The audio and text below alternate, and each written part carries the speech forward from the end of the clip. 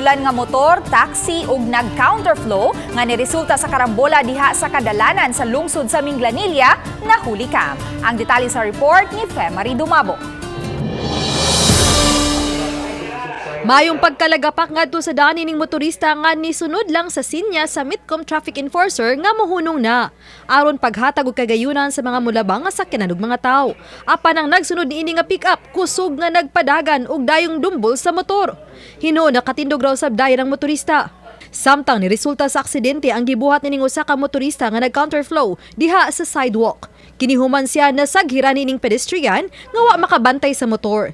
Ni-swerve ang motor padung sa dan ug iyang nasabod ang nagpadung nga motorsiklo. Natumba ang laing motorsiklo ug nisaghid usab sa niaging SUV. Sa laing hulikam, kalit kanilabang kining duha ka mga babay. Maong kalit usab nga nihunong ang taxi aron pagpalabang kanila.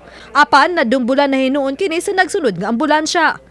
Samtang gingong hubog nga nagmotorsiklo nga nakitang nga ikis-ikis na sa pagpadagan ang ni side sweep sa gikatagbong sakyanan. Uban ni Jun Sulon, ako si Femari Dumabok.